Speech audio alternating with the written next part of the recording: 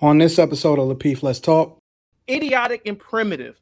This is going to keep us back into the Stone Age. He even did things as simple as that, uplifted the people.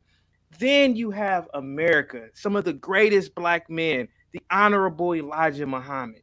He turned prostitutes, he turned whores, he turned thugs into upright, beautiful men. An example of it is Malcolm X.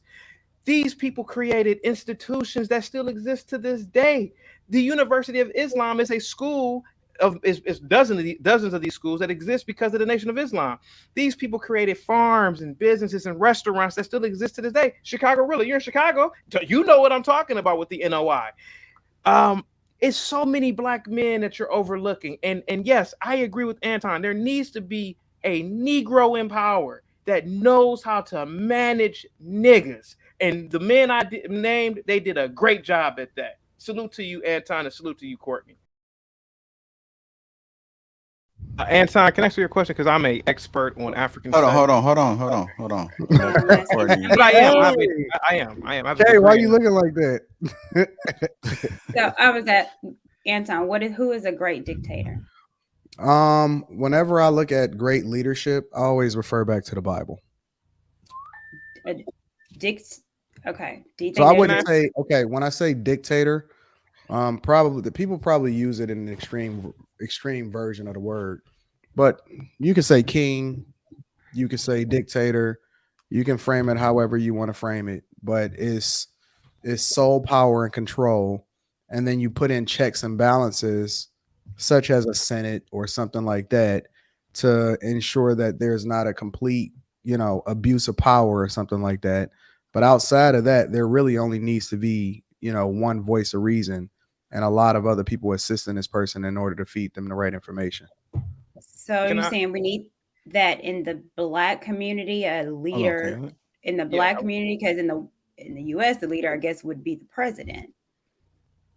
Correct. But then you still have Senate, you have the Senate, you got the Congress, you got the House of Representatives, and none of it. And all of these leaders. And the reason why it doesn't really work is because all of these people are representation of the people that elected them. They get to pick their own leaders. That don't work. So who would be in charge of picking the leader for the community? I don't think that anybody should be in charge of picking it. I think that leadership usually is based off of people that rise to the top. It's the cream of the crop, and they show themselves approved and worthy of leadership. I don't think that they really ask questions. You know what I'm saying? It usually is just somebody that rises to the top, and then you can really recognize it. So I don't think it should be picked. I think it should just be recognized. Please. Say, okay, go ahead, Chaotic. Jesus. Okay, Courtney, Do you think I'm off, Courtney? Hold on, Chaotic. Do you think I'm off, Courtney? Because I could be wrong. It's just my opinion. Well, I definitely don't believe in dictatorship. I'm trying to figure out because I do think we are divided, but I'm trying to think of a community that's not. Well, you're always going to have issues. Issues and division is two different things, though. Because even if you have issues, that does not mean that you're not making forward progress. I believe in what's the word that I'm looking for? Civil discourse. I believe in discourse. I believe in having differences of opinion. That's where the growth comes from, right? Every great leader, if you look at some of the greatest leaders in every company, they're not looking for people to agree with them. They're looking for people to tell them the truth. People to tell them the truth, people to give them the information that they need so that they can make an informed decision. That's why you have hierarchies. You got the CEO, and then you got, the executive leadership team and all of this other type of stuff. And then they make a decision, and you don't have the workers saying, well, we don't want that leader. We want this leader. That's not what happens in great companies. You find, and those people rise to the top. You see the Tim Cooks, he was an engineer and he wound up rising to the top. You see the guy that's at Microsoft, that dude has been there for 30 years. He know the company in and out. Same dude that work at Ford and all of that. Like, he's turned the company around, the stock prices is booming and all of that. Leadership rise to the top. It just needs to be recognized. And then ultimately, I think that they steer the companies that they need to in the right direction. And I think it's you take that same approach and you apply it to anywhere, households, communities, neighborhoods, cities. I think that is, that environment is a reflection of the leadership. Go ahead, Chaotic. I know you want to get in. Thank you. Because Anton, this is what makes Anton. Oh my God. This is what makes Anton a modern day prophet, in my opinion. This is what makes him one of the greatest YouTube content creators of all time. Courtney I appreciate that. Not your number one fan. Right. Stand much. Courtney asked a great